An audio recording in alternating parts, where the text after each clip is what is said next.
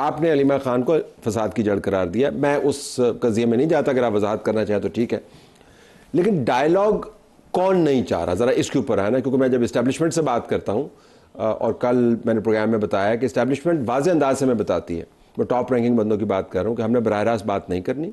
अगर हम अपने एक बहुत आला अफसर का ट्रायल कर रहे हैं कि वो सियासत में मुलव्वस रहा, तो हम क्यों सियासत के अंदर जाएंगे, हुकूमत के साथ बात करें, we open to it. Dialogue कौन नहीं चाहता जी आपकी पार्टी में?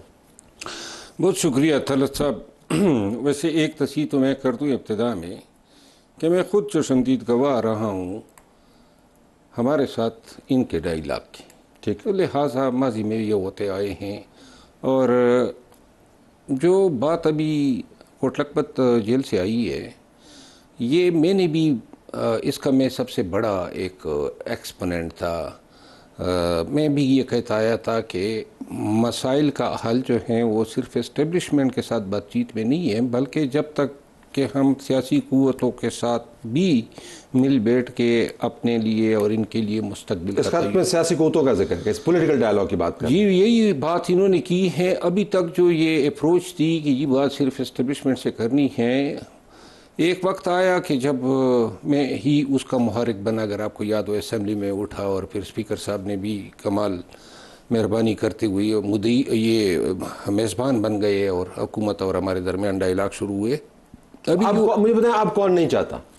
देखिए किसके मफाद में?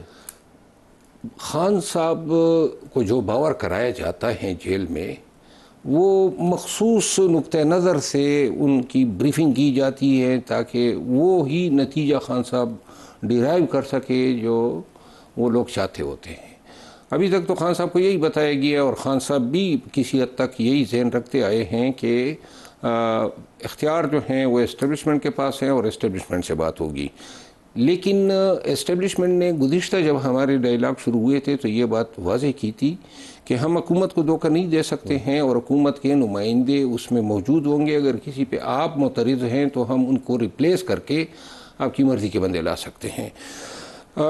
मेरा ख्याल है कि अभी जो वज़ीर आज़म साहब ने जो दावत दी है मुज़ाकरात की, उस दावत के नतीजे में कोटलखपत से ये इनिशिएटिव इसलिए शुरू हुई है कि वो अब चूँकि सबसे ज़्यादा तो वो भी सफ़र कर गए, वो बताना चाहते हैं कि जी आप सही इदराक करें, ये ज़िद और ये इस्टेब्लिशमेंट के साथ ही बातचीत जो है इससे मसला हल होने वाला नहीं है। अगर मैं कहता गुलामी कोटलखपत में जेल में बैठे हुए हैं, उनको अगर ये पता है तो इमरान खान जो जेल में बैठा हुआ है, जिसके साथ निस्बतन ज़्यादा मुलाकातें होती हैं, निस्बतन ज़्यादा सहाफ़ियों के साथ इंटरेक्शन कभी कभी हो जाता है उनका, वहाँ पर ऐसा इंटरेक्शन नहीं होता, इनकी रिपोर्टिंग भी ज़्यादा होती है, वहाँ पे एक्सेस ज़्यादा है, वहाँ पे एक्सेस ज़्यादा है।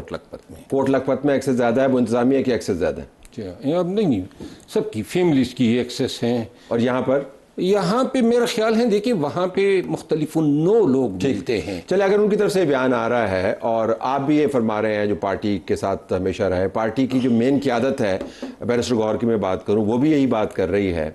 जब अलीमा ये बात करती है कि अब हमने एक मुल्कगीर तहरीक चलानी है, तो ये इसके अंदर फिट इन नहीं होता। देखिए ये बात जो उन्होंने की है ये उसकी अपनी बात तो नहीं हो सकती है।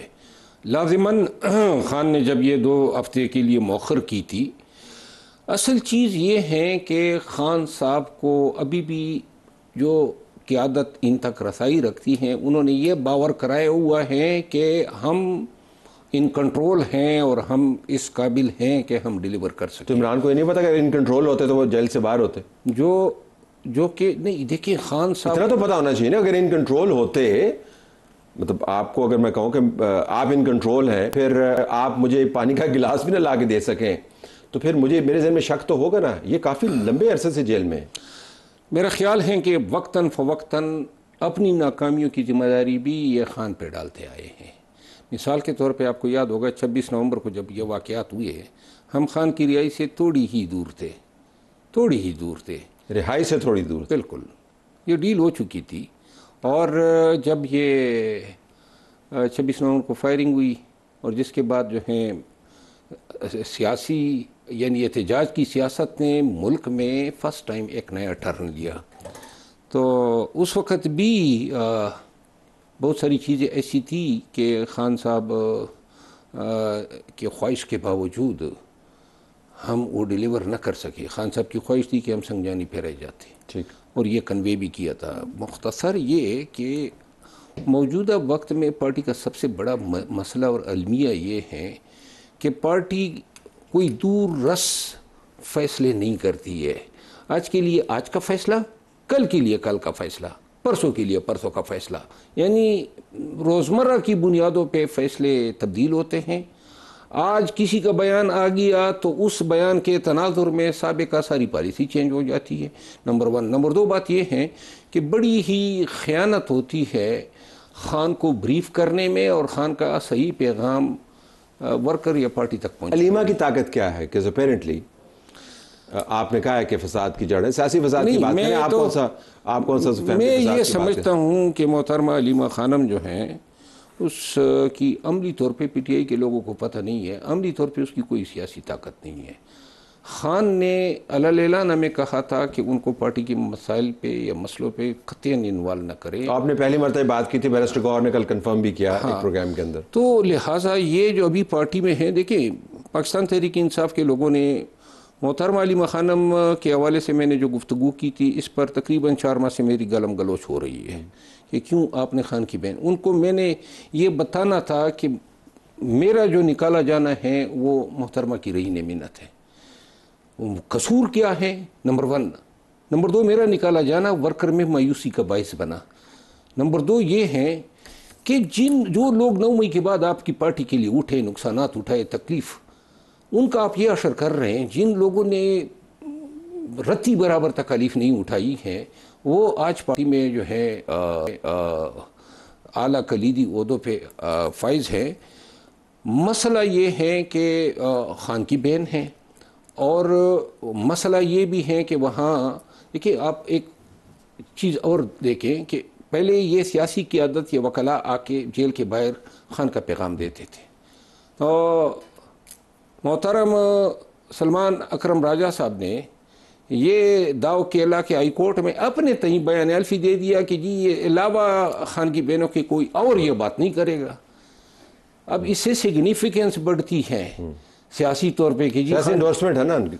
हाँ, तो अब वो ये कि पार्टी हाई कोर्ट आना है, किस दिन आना है, कब आना है, कितने लोगों ने आना है, KP हाउस में जमा हो जाना है, क्या फैसला होने, अमली तौर पे खान के न चाहने के बावजूद भी वो सियासत पे जो है।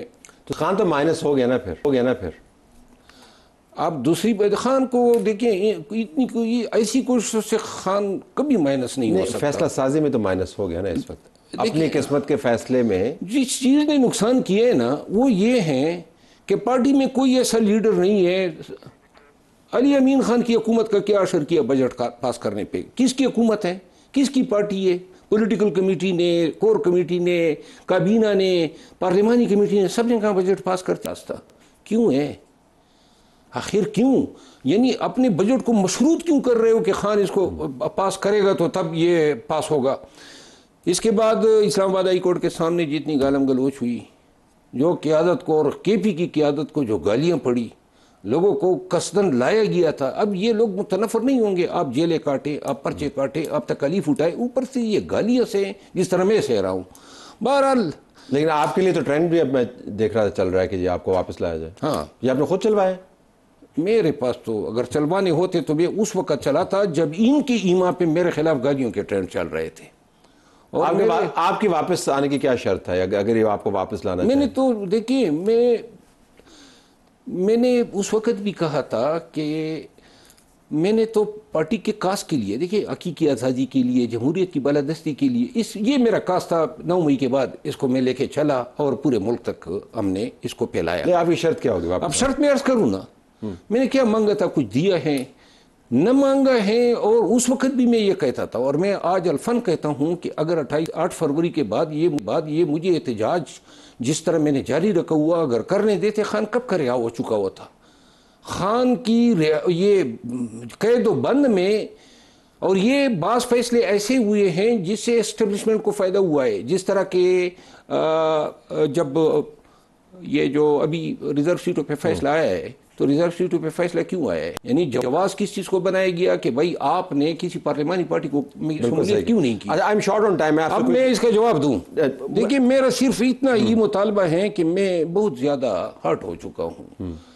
बजाय इसके कि मेरी खिदमत का एतराफ हो, गालियां नहीं का हकदार मैं नहीं था। और मैं सिर्फ यही मेरा एक तकाजा है कि जो मेरे साथ रवैया बरता गया है इस पे तासुफ का इज़हार करे।